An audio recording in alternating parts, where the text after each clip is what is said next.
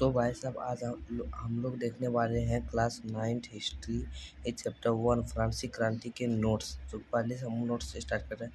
18वीं शताब्दी के दौरान फ्रांस के समाज कितने वर्गों में बढ़ गए थे? 3 वर्गों में विभाजित हो गए थे। प्रथम थे जिसके चर्च के पादरी आते थे। द्वितीय स्टेट में जिसमें फ्रांसीसी समाज के कुलीन वर्ग आते थे। तृतीय स्टेट जिसमें बड़े व्यापारी, अदालती कर्मचारी, वकील, किसान, बागीकार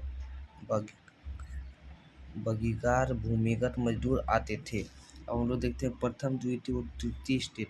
प्रथम दो स्टेट पादरी वर्ग और कुलीन वर्ग के लोग को जन्म से कुछ विशेष अधिकार प्राप्त था, जैसे राज्य को दिए जाने वाले टैक्स, कर में छूट।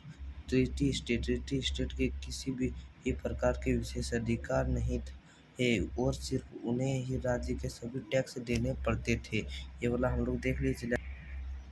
टाइड और टाइल क्या है? टाइड तृतीय स्टेट से चर्च वसूले जाने वाले कर थे। टाइल क्या है? टाइल तृतीय स्टेट से सरकार को द्वारा वसूले जाने वाले टैक्स थे। फ्रांसीसी क्रांति के कारण फ्रांसीसी क्रांति हुई, इसका क्या कारण था? समाज के वर्ग में बटा होना, सामाजिक विभेद और मध्य वर्ग का उदय। लगभग 12 अरब लिब्रे का कर्ज, राजकोष खाली हो गया।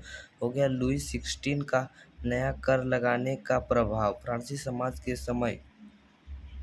समाज की स्थिति, फिजूल खर्ची की वजह से खाली राजकोष, ब्रिटेन के खिलाफ युद्ध में अमेरिका के सहायता से बढ़ता कर्ज का बोझ, जन्म के आधार पर विशेषाधिकार, जीविका संकट, ये सब फ्रांसीसी क्रांति होने का कारण थे। चलिए नेक्स्ट पेज के लिए चलते हैं। 1774 में लुई 16 को हम लोग जानते हैं। लुई 16 कौन था? वह फ्रांस के बुर्बो राजवंश का राजा था। किस वंश का था? बुर्बो वंश का राजा था। उसका विवाह ऑस्ट्रेलिया की राजकुमारी मैरी एंटोनेट से हुई थी। ये बहुत वेरी वेरी इंपॉर्टेंट क्वेश्चन है, इसको आप लोग जरूर नोट कर लीजिएगा। राजरोहन के समय इसका राजकोष कैसा था? खाली हो गया था। लुई 16 जब राजरोहन का समय था, उसका राजकोष खाली हो गया था। इसमें एक और क्वेश्चन है, लुई 16 जब राजा बना तो इसका उम्र कितना थी? इसका उम्र थी 20 वर्ष। उसका उम्र कितना था? 20 वर्ष था। ये वाला काट दो। इसका उम्र 20 वर्ष। राजकोष खाली होने का कारण क्या था?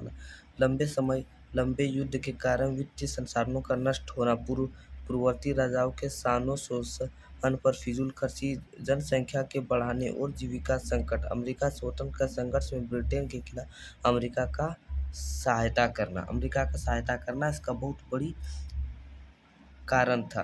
फ्रांस में संविधान राजतंत्र। 14 जुलाई 1789 को कंडभील में बस्तिल के किले को तोड़ दिया गया और राजनीतिक केंद्रियों को रिहा कर दिया गया। बस्तिल के किला पर कब अटैक हुआ था? तो 14 जुलाई 1789 ईस्वी को।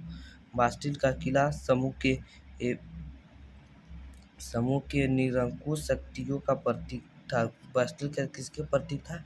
सम्राट के निरंकुश का प्रतीक। लुई 16 ने नेशनल असेंबली की सहायता दे दी और अपनी सत्ता पर संविधान का अंकुश स्वीकार कर लिया। 4 अक्टूबर 1789 की रात को असेंबली ने कच्चे कर्तव्य और बंधन वाली समानती व्यवस्था को खत्म करने का आदेश पारित कर दिया। 1791 में फ्रांस संविधान राजतंत्र स्थापित हो। फ्रांस में संविधान राजतंत्र कब स्थापित हुआ? तो हम लोग का हो जाएगा 1791 में फ्रांस में संविधान राजतंत्र स्थापित हुआ। फ्रांस संविधानिक राजतंत्र। नए संविधान के अनुसार फ्रांस में जो नया संविधान के अनुसार क्या क्या इसको अधिकार मिला?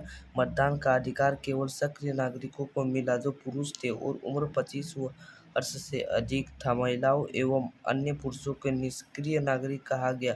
राजा के शक्ति की विधायिका, कार्यपालिका और न्यायपालिका की विभाजन कर दिया गया। 10 अगस्त 1792 को जैकोबिन क्लब के सदस्यों ने जिस्पेयर के नेतृत्व में नई नई शासन व्यवस्था के खिलाफ विद्रोह कर दिया। 21 सितंबर 1992 में फ्रांस को राजतंत्र घोषित कर दिया। फ्रांस को राजतंत्र कब घोषित कर दिया गया? 21 सितंबर 1992 ईस्वी को। और नवनिर्वाचित असेंबली के कन्वेंशन नाम दिया गया। इसको नाम क्या दिया गया? असेंबली को कन्वेंशन नाम दिया गया। 21 जनवरी 1793 को लुई 16 ने फ्रांस के खिलाफ साजिश रचने की आरोप में उसे फांसी दे दिया गया। और नेपोलियन का उदय यहीं से होता है। नेपोलियन कौन था? 1804 में नेपोलियन ने खुद को फ्रांस के सम्राट ताज पहनाया। उसने पड़ोसी यूरोपीय देशों के जीतने के लिए राजवंशों को एक खड़ेपन